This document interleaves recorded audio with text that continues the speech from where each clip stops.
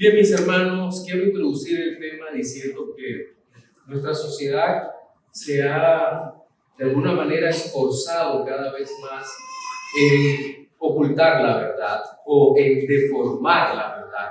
Podríamos decir que es la mejor manera de expresar. Y cuando nosotros deformamos conscientemente la verdad, de alguna manera se levanta el relativismo, y no solamente un relativismo con relación al conocimiento, sino que se va a producir un relativismo moral, de tal manera que las personas pueden decir a lo bueno malo y a lo malo le pueden llamar bueno. Entonces, y lo estamos viendo, creo que un ejemplo sencillo de mirar es que hoy en día usted no puede criticar a un hombre que se vista de mujer, sino que por el contrario tiene que alabar su osadía y decir, wow, eres una persona valiente porque estás haciendo lo que realmente tú quieres hacer y te estás identificando con lo que quieres ser. Pero hay cosas aún peores. ¿Cómo se le puede llamar bueno, por ejemplo, matar al no nacido, al más débil? ¿Cómo destruir al no nacido? Es sin lugar a duda uno de los actos más cobardes de nuestra sociedad, pero se ve como valiente y no está bien ese relativismo moral. Ahora bien, ¿qué pasa cuando ese relativismo moral llega incluso a la iglesia? Es cierto que en la iglesia no todas las cosas son en blanco y negro. Hay situaciones que nos cuesta analizar, que nos cuesta discernir el bien. ¿Y qué hacer entonces en ese tema? Pues bien, aquí es donde aparece la conciencia, pero no cualquier conciencia. Estamos hablando de la conciencia de los hijos de Dios, que es una conciencia santificada, o debería ser una conciencia santificada, que nos permita discernir no solo entre lo bueno y lo malo, sino, como decía Spurgeon, la verdadera conciencia madura es distinguir entre lo bueno de lo casi bueno. Aquí está el punto principal en esto, lo bueno de lo casi bueno. El apóstol Pablo, en la carta que estamos estudiando en Primera a los Corintios, capítulo 10, versículos del 23 hasta 11:1, creo que nos ofrece un tratado amplio, o nos da una idea suficientemente amplia, sustentada en la palabra de Dios, de cómo es la conciencia cristiana, pero la conciencia cristiana que vive para la gloria de Dios. Y este será el título de nuestro sermón dominical de hoy: la conciencia cristiana y la gloria de Dios.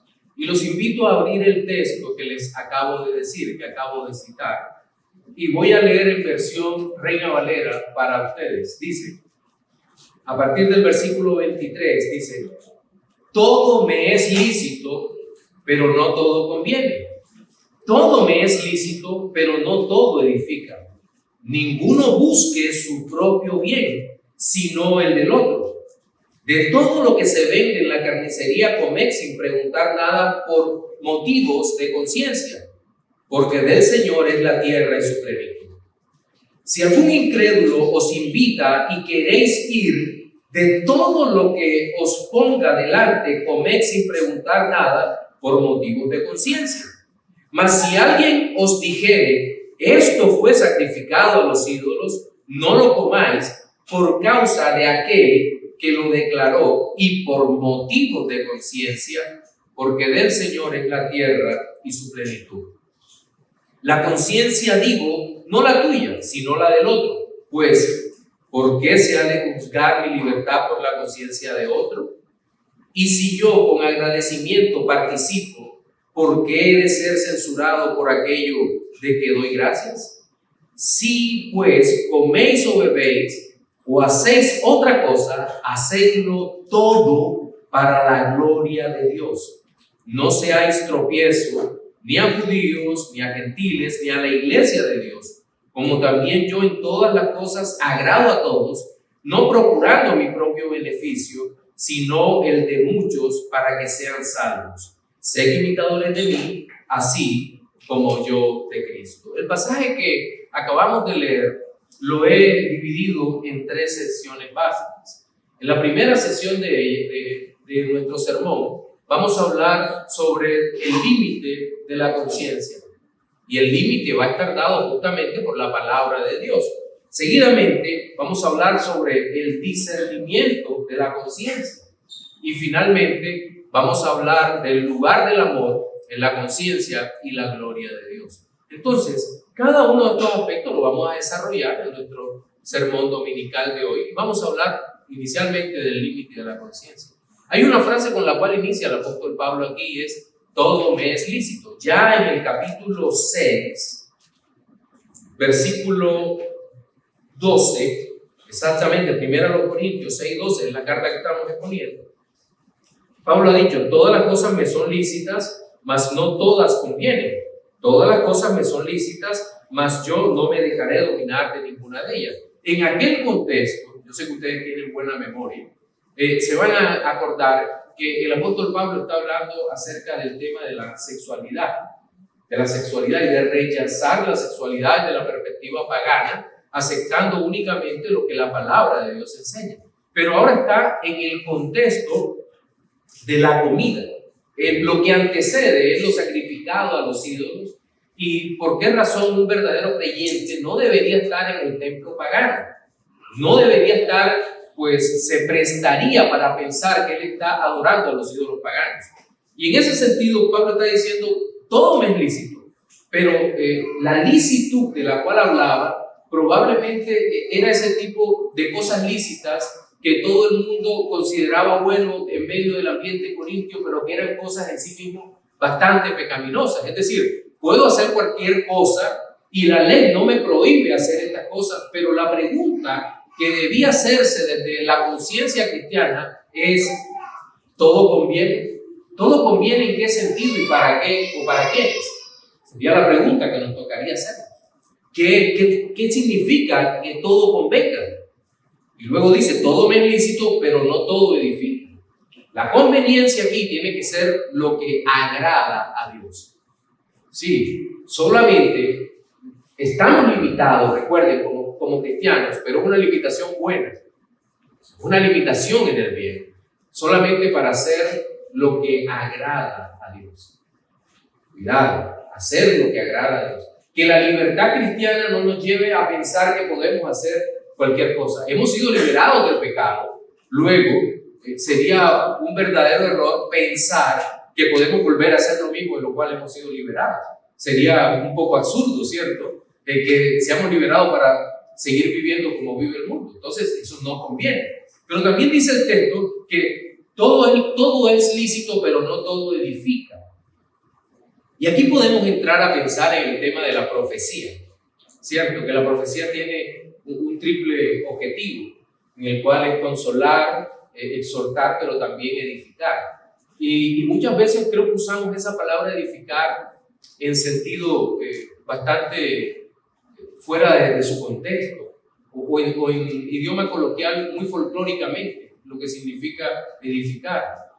Pero me llama la atención que edificar es construir, pero para construir, desde la perspectiva nuestra como cristianos, usted sabe que no nos podemos construir a nosotros mismos, o aislados, o solitarios, no importa lo que yo haga, yo me edifico a mí mismo, leo mis libros, leo la Biblia, oro y es suficiente para edificarme. Pues no, porque somos seres sociales que hacemos parte de una iglesia lavada por la sangre de Cristo, y la Biblia dice que nos amemos, que estemos juntos, que tengamos comunión, que participemos con el Señor.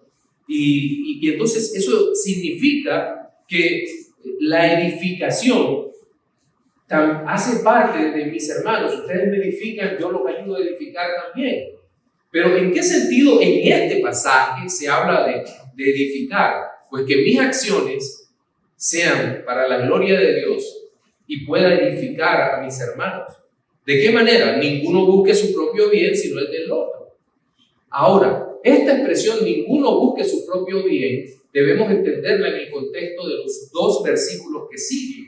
Versículos 25 y 26, donde dice: de todo lo que se vende en la carnicería comed sin preguntar nada por motivos de conciencia, porque del Señor es la tierra y su plenitud. Ahora bien, recordemos nuevamente el contexto corintio.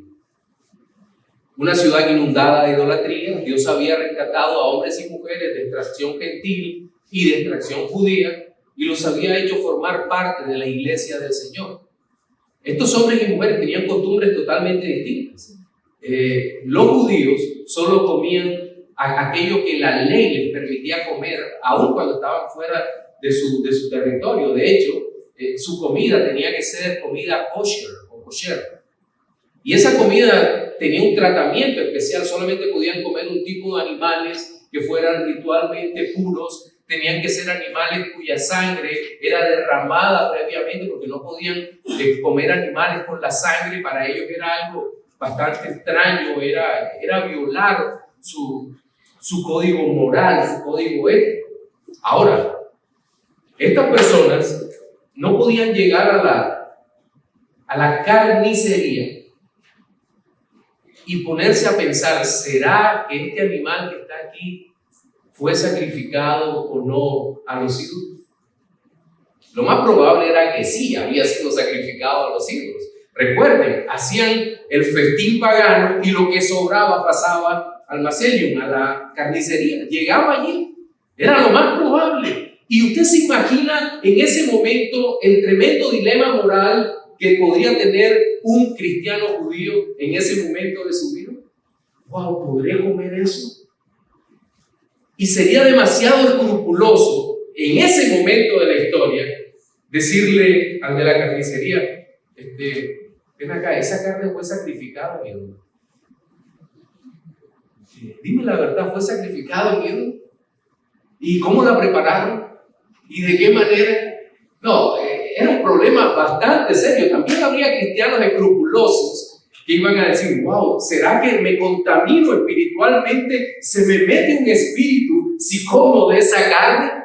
Cualquier parecido con algunos creyentes de hoy no es coincidencia. ¿Qué será lo que tiene esa carne? ¿Qué hago? Y aquí viene un mandamiento. Un mandamiento. De todo lo que se vende en la carnicería, comed sin preguntar nada por motivos de conciencia. ¿Qué es la conciencia? Bien, la conciencia, decíamos, es el poder diferenciar entre lo bueno y lo malo.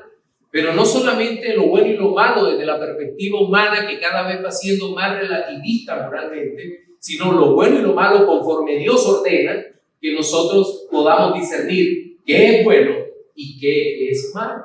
A eso es lo que se refiere. Entonces, por motivos de conciencia, no pregunten, coman.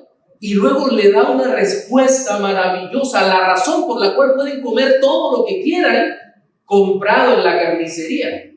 ¿Saben por qué? Porque del Señor es la tierra y su plenitud. Salmos capítulo 24, versículo 1 lo va a decir. Del Señor es la tierra y su plenitud, el mundo y lo que en él habitan. Es decir, miren, no importa si ese animal fue sacrificado a Poseidón, a Zeus o a cualquier otro falso dios. El apóstol Pablo había dicho, un ídolo nada es. Luego, usted no dirá, aquí no hay una contradicción, pastor.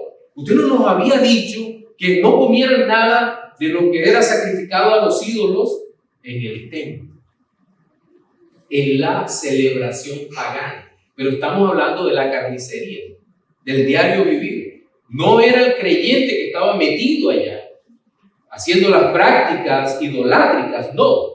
Estamos hablando de un hombre que va, como cualquiera hoy en día, a una carnicería y compra las cosas. Y las podía comprar. ¿Por qué? Porque del Señor son todas las cosas. No existen los falsos dioses. No que los demonios están operando por ahí. No existe algo así como un falso Dios. Ahora, creo que podemos hacer una aplicación para la iglesia de hoy y para tratar de sacar a algunos de la superstición. Seguramente muchos, y ya no solamente hablando de carne, comidas y cosas y demás cosas, hay una prevención en comprar en tal o cual lugar. Hay cristianos muy sensibles y no me voy a reír de mis hermanos que son muy sensibles frente a algunas cosas. Por ejemplo, Hay algunos creyentes que llegan a un almacén de ropa y de pronto ven una imagen allí o que la persona, el dueño de ese almacén, practica algún tipo de cosa rara y su corazón se hace insensible y aquella ropa que le gustaba no la compra. Porque dice, no, ¿y si me contamino? Eso pasa con cierta frecuencia. No, mi hermano, no se preocupe, eso no le va a hacer absolutamente nada. Si usted ha sido comprado por la sangre de Cristo, usted está guardado. No hay nada, absolutamente nada en el mundo que pueda afectarnos de esa manera.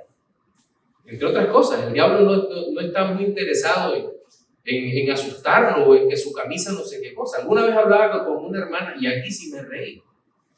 Porque recuerdo que me decía, pastor, lo que pasa es que cuando yo entro al almacén y tomo un suéter o algo, yo oro para que la persona se convierta.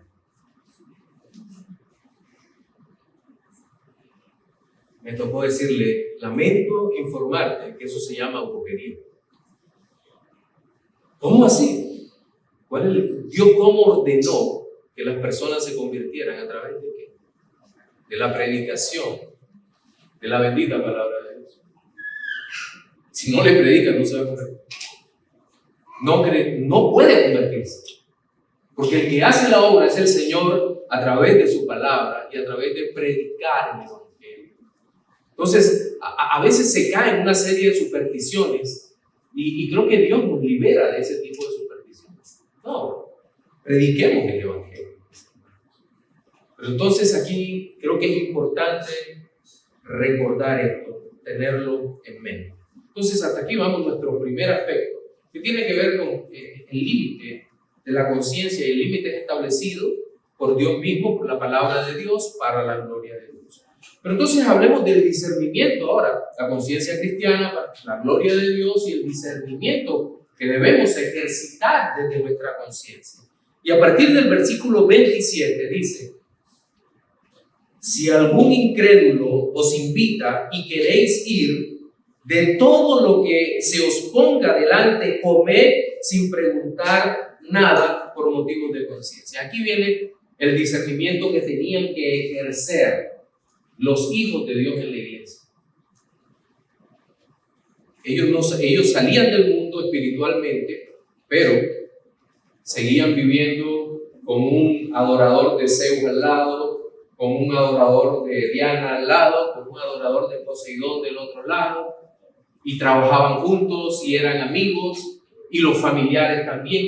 Y entonces, ¿qué hacer cuando lo invitaban no a un templo a idolatrar a un falso Dios, sino cuando lo invitaban a un evento familiar? Llámese cumpleaños. ¿Qué hacer en ese momento? La respuesta fácil, legalista, es no vayas, ¿cierto? No vayas. Deja, y como alguna vez dijo uno de estos ministros que no son capaces de discernir, deja que los muertos entierren a sus muertos. No, el Señor Jesucristo lo dijo en otro contexto de un llamado urgente al servicio de Él, y seguramente la persona de la cual hablaban, el Padre, todavía estaba vivo. Cuidado con eso. Entonces, no es simplemente si te invitan, no vayas, no. Miren lo que dice el texto. Si algún incrédulo te invita y queréis ir, es decir, ya hay un ejercicio, bueno, hay un deseo, pero debe haber un ejercicio del discernimiento. ¿Debo ir? ¿Glorifica al Señor esto si voy? ¿Cómo son mis familiares? ¿Cómo son mis amigos? ¿Son personas tranquilas? ¿O son personas que definitivamente no puedo ir a ese lugar porque estos no tienen control de nada? ¿Qué hacer en ese caso?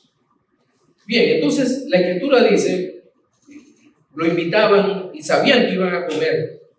Y cuando ponían la comida, dice, comed sin preguntar. No preguntes, come, simplemente. Y como dice Tistemaker, dice, sería bastante incómodo y de muy mal gusto que a uno lo inviten y nuevamente empiece la serie de preguntas. ¿Y eso fue sacrificado, mundo? ¿Y dónde lo compraste? ¿Y a quién se lo compraste? No, mis hermanos. Cuidadosos, ¿verdad? cuidadosos. Comed sin preguntar nada, ¿por qué? Por motivos de conciencia. Pero aquí vamos a ver que ese motivo de conciencia encierra mucho más de lo que pudiéramos llegar a pensar. Y seguidamente dentro del mismo pasaje dice, pero si alguien os dijere, eso fue sacrificado a los ídolos, no lo comáis, por causa de aquel que lo declaró y por motivos de conciencia. Por tercera vez aparece la misma expresión, por motivos de conciencia, porque del Señor es la tierra y su plenitud. Ahora, piense en esta situación. Están sirviendo la comida que más le gustaba al creyente de Corintio, lo habían invitado a un cumpleaños y toda la familia reunida, los amigos, le ponen su carne, bueno, no se habían inventado los cubiertos, probablemente era a mano, y cuando ya va a meter la mano, uno de al lado le dice, eso fue sacrificado a los ídolos.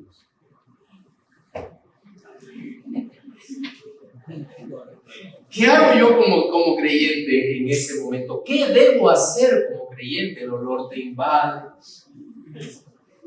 ¿Qué debo hacer? Bueno, aquí es bastante sencilla la orden. No comas. ¿Por qué? Un ídolo nada es. No me puedo contaminar. Me acaba de decir que eso no me va a hacer daño en ninguna manera. Entonces, ¿por qué no puedo comer? Y aquí tratemos de pensar en el cristiano fuerte frente al débil. ¿Cuál es la razón para no comer? Bien, entonces, ahora, ¿quién es este que dice eso fue sacrificado a los ídolos? Pudo ser el anfitrión. Se levantó y en una especie de brindis muestra una falsa piedad y adoración hacia el falso Dios. Esto lo hemos sacrificado al Dios tal o a la diosa tal. Un momento, ya hizo una declaración expresa de que esto ha sido sacrificado a los ídolos. O puede ser un incrédulo, alguien que no ha creído en el Evangelio, y le dice, eso fue sacrificado a los ídolos. O el tercer caso, puede ser un creyente con mente débil, con conciencia débil, ¿verdad? Hermano, y esa creo que es la más difícil.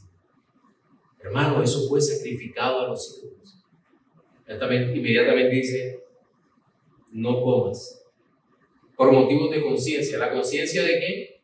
Del otro, no la tuya. Como más adelante vamos a ver. La conciencia del otro.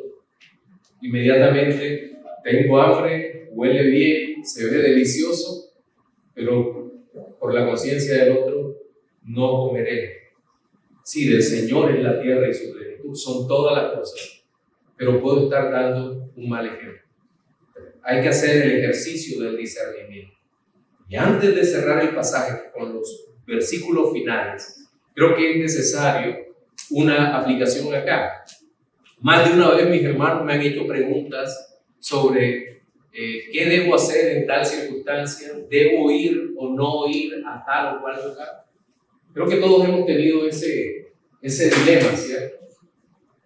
Y trata uno de recopilar toda la información, todos los datos. Me invitaron a un bautizo en un templo católico, me invitaron a un matrimonio, hay un funeral.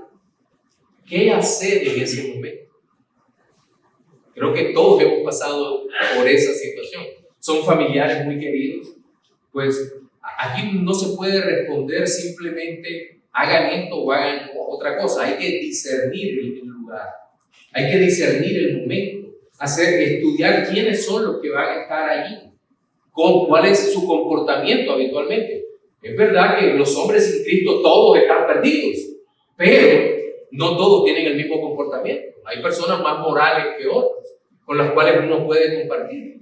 Ciertamente, uno no irá si sabe que todos los que van allí les encanta embriagarse y hacer espectáculos y meterse con los demás. En ese caso diría, bueno, definitivamente no voy a ese lugar, porque sé cómo son. Entonces, no estaría bien. Tampoco iría decididamente, no voy a una misa de muertos, porque es una celebración totalmente pagana. Pero hay otra serie de elementos. Tampoco podría ser padrino de bodas en un matrimonio católico, o padrino de un niño que se bautiza según el rito católico. No podríamos ser, pero esas son cosas fáciles de discernir. Pero hay otras cosas más difíciles. ¿Y qué debemos hacer? Orar, usar el discernimiento y preguntar a hermanos que sean un poco más maduros. Y creo que esa aplicación viene bastante al lugar en nuestro tiempo. Que aunque Occidente ha sido cristianizado por la palabra de Dios, entendemos que el catolicismo romano ha paganizado demasiado esa visión del cristianismo. Y qué decir del neoprotestantismo y todas estas variantes tan raras que encontramos hoy en día. Entonces, hasta aquí hemos visto lo que tiene que ver con el límite de la conciencia, el discernimiento, pero ahora vamos a ver el lugar del amor en todo esto. Bien, a partir del versículo 29, vamos a encontrar declaraciones interesantísimas, pero complejas en este tercer punto. Dice, la conciencia. Nuevamente aparece la palabra conciencia. Creo que se repite 5 o 6 veces solo en este pasaje. Digo, no la tuya, la conciencia, no la tuya, sino la del otro. La del otro. Claro, el apóstol Pablo está pensando en términos de hacerle bien a los demás, y lo vamos a ver hasta el final. Pues, ¿por qué se ha de juzgar mi libertad por la conciencia de otro? No es un reproche. Lo que está diciendo el apóstol Pablo es que, miren, recuerden la escena. Hay una reunión, hay muchas personas y alguien declaró que lo que se está poniendo en la mesa ha sido sacrificada a los ídolos. Entonces, para no ser juzgado como un falso creyente, lo que hago es abstenerme, para que no sea juzgada mi conciencia, para que no sea juzgada mi proceder por el otro. Es decir, para que el otro no diga, mira, está comiendo sacrificado a los ídolos y él dice que es cristiano. ¿Se acuerdan el tema de que, por ejemplo, del licor, el peligro es emborracharse, ¿cierto? En el licor. Pero debido a la cultura nuestra, podría ser que si nos ponen, así sea una copa de vino, nos toque en determinado círculo decir, gracias, no tomo, porque todo el mundo puede tener la vista puesta en nosotros para ver si tomamos, porque el concepto es, los cristianos no toman alcohol. Es un concepto errado, pero puede darse esa valoración de término, ¿cierto? Y creo que se complementa perfectamente para que se pueda ver el ejercicio del amor. Si yo con agradecimiento participo, ¿por qué he de ser censurado por aquello que doy gracias? Es lo mismo, la misma situación que se está presentando allí. Me abstengo para no ser censurado. Aunque yo dé gracias, los demás no van a entender. Ahora, alguien podrá decir, miren, el cristiano débil puede ser afectado por mi actitud de comer carne, pero también se hace una pregunta que creo que es Ernesto Trenchar en su comentario, en donde dice, bueno, pero ¿acaso la mente del no creyente puede ser afectada? Sí. ¿En qué sentido puede ser afectada? En que el no creyente, insisto, puede decir, pero es que el hermano está comiendo, el varón está comiendo lo que es sacrificado a los ídolos. Luego, lo que yo hago no es tan malo. ¿Se da cuenta la importancia del testimonio personal nuestro ante el mundo? ¿Por qué es tan importante que nosotros podamos vivir piadosamente en medio de un mundo que para nada honra al Señor? Aquí es donde el amor verdaderamente aplica. Pero no es el amor que deja pasar todas las cosas, sino el amor que vive para la gloria de Dios. Ya en el versículo 31, esta idea todavía va a quedar muchísimo más clara, cuando dice, si pues coméis o bebéis o hacéis otra cosa, hacedlo todo para la gloria de Dios. Lastimosamente, esta visión de la gloria de Dios ha sido una y otra vez reevaluada o redefinida. No, ¿qué es la gloria de Dios en la Biblia? Desde el Antiguo Testamento nosotros vemos que la gloria de Dios no es más que la manifestación de Dios mismo, de sus propios atributos, de quién es Dios. Por lo tanto, si esto es así, ¿se acuerdan Moisés? Señor, yo quiero verte. Sí, me verás, pero te pongo detrás de una piedra y luego pasaré y verás mi gloria, verás mis espaldas, pero no me podrás contemplar completo porque nadie me puede ver y vivir. Y cuando pasa el Señor, dice que Moisés contempló su misericordia, su gracia, su bondad, es decir, es una visión en el espíritu lo que tuvo, no una visión física. Y él no se preocupó de escribir algo que fuera físico. Pero ahora, si queremos entender la gloria de Dios, nos toca mirar lo que la Biblia dice de la plenitud de la gloria de Dios. En Hebreos capítulo 1 dice claramente que Jesucristo, nuestro Señor, es la imagen misma de Dios y el resplandor de su gloria. ¿Y dónde vemos la gloria de Dios? En la vida perfecta que vivió nuestro Señor Jesucristo, viviéndola en lugar nuestro, que no podíamos vivir la vida perfecta que Dios exige. Pero también muriendo en la cruz.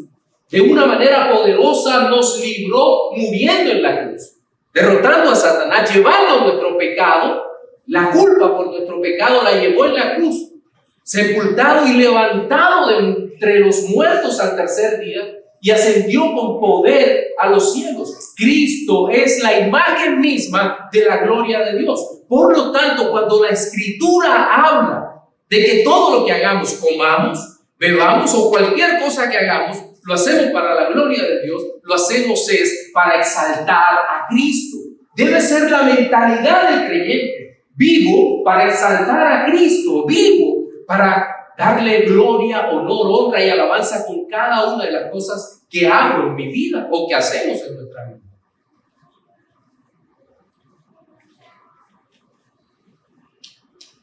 Hacerlo todo para la gloria de Dios. ¿Cómo podemos hacerlo todo para la gloria de Dios? Pues solo los creyentes. Ustedes, mis hermanos, los que han sido alcanzados por Cristo, nosotros, los que hemos sido alcanzados por Cristo, vamos a poder hacer todas las cosas para la gloria de Dios. En el contexto de Pablo era algo muy lindo, porque sería, ¿cómo me puedo abstener de todo esto, de comer esto, o de beneficiar a los que no merecen esto? Pues viviendo para la gloria de Dios. Y luego viene el texto que dice, no seáis tropiezo ni a judíos, ni a gentiles, ni a la iglesia de Dios. Y llama la atención porque, como lo he dicho varias veces, estudiando esta carta, recuerden que la iglesia corintia era una iglesia constituida por judíos y gentiles. Y seguramente en este pasaje Pablo no solo habla de los judíos y gentiles que hacían parte de la iglesia, porque hay demasiado, el nivel de detalle es demasiado alto para pensar que únicamente está hablando de los creyentes. Seguramente en Corintio había también judíos que no eran creyentes, que iban a la sinagoga y que conocían a Pablo y que sabían que Pablo había sido un rabino. Y Pablo decía, no, a ellos no les voy a hacer daño, no son mis enemigos, yo tengo que predicarles el evangelio para que conozcan a Cristo y sean salvos. Miren cómo esto golpea también nuestra arrogancia. Porque muchas veces tenemos la mala costumbre de mirar a los no cristianos como seres inferiores y los miramos muy a los judíos. Son paja que ayuda a avivar las llamas del infierno. No, mi hermano. Aún en esta tierra, ellos están hechos a imagen de Dios. Si no se arrepienten, están condenados, es verdad. Pero están hechos a imagen de Dios. Y la mejor muestra de amor es predicarles el evangelio para que conozcan a Cristo. Y seguramente hay personas muy cercanas a nosotros, familiares, amigos, vecinos, a los que debemos predicarles el evangelio. Entonces, había judíos, había gentiles que estaban en la misma condición. No seáis tropiezo, y mucho menos a la iglesia de Dios, a la iglesia de Cristo. No seamos tropiezos para la iglesia de Cristo, porque seguramente hay hermanos débiles de la fe. ¿Qué hacer con ellos? ¿Qué hacer con estos hermanos? Seamos cuidadosos, claro. En algún momento también veremos que hay un límite para el hermano débil. Cuidado y se vuelve un tirano. Cuidado de la debilidad que se hace tirano. Pero de eso hablaremos después. Como también yo en todas las cosas agrado a todos, no procurando mi propio beneficio, sino el de muchos para que sean salvos. Y aquí debemos tener también cuidado, porque este agrado a todos no significa que dejo a todo el mundo hacer lo que quiera, no, sino que Pablo es bastante consciente que la mejor manera de agradar en todo a todos es diciéndole la verdad y predicándole el evangelio. Y vuelvo al caso que citaba al principio en la introducción: el hombre que se viste de mujer. Seguramente, y hoy en día son bastante desafiantes, ¿cierto? A veces está uno y uno ve una pareja homo por allá sentada, o está uno en un restaurante, y cuando ve que el restaurante se llena, empiezan con escenas de amor. Y a uno le da de todo realmente cuando ve eso. Y seguramente cuando hay situaciones como esta, y uno tiene la oportunidad de hablar con alguien de ellos, y empiezan en toda su ideología a hablar, creo que la mejor manera de hablar con ellos es de preguntarle: ¿me dejas hablar con libertad? ¿Me permites hablar con libertad? Seguramente dirá: sí, claro, lo que estás haciendo es un pecado. Es un pecado horrible que atenta contra la imagen de Dios, de lo que Dios ha hecho. Puede ocurrir dos cosas: se escandaliza, se va, o el Señor, que es todopoderoso, toca el alma. Y así con cualquier pecado. Decir la verdad. La persona que tiene, ahorita en la escuela dominical, nuestro pastor Oduber también hablaba acerca del tema de las drogas. Alguien preguntó. Creo que una de las maneras más honestas de hablar con esta persona es mostrarle que no son víctimas, sino que ellos han tomado decisiones conscientes que destruyen su propia vida. Entonces, esa es la mejor manera de agradar. Y el apóstol se usa como ejemplo. El apóstol se usa como ejemplo, diciendo: no procuro mi propio beneficio, sino el de muchos para que sean salvos. Y yo creo que no solo en esta carta, sino en muchos lugares de la Escritura, este hombre ha sido un ejemplo de imitación de Cristo, como cierra el pasaje: sean imitadores de mí como yo de Cristo. Ha sido un ejemplo de imitación de Cristo. El apóstol renunció a sus beneficios económicos, más o menos como lo que hacen hoy en día los pastores. Renunció a sus beneficios económicos. ¿Para qué? Para que nadie dijera: no, es que nosotros le damos. No. Él renunció a esto. Pero también a todo, cualquier otro tipo de privilegio que tuviera. De verdad que entregando su vida para que muchos fueran salvos, para que no hubiese excusas y llegaran a los pies de Cristo. Y la manera como cierra es maravillosa, porque dice: sed imitadores de mí. Esto no es una declaración arrogante. ¿En qué podía el apóstol imitar a Cristo? ¿Y en qué podemos nosotros imitar? ¿O a qué tipo de imitación se refiere? No se refiere a aquellas cosas que son imposibles para nosotros, como ir a la cruz en expiación por los demás. No podemos morir ni siquiera por nuestra propia familia.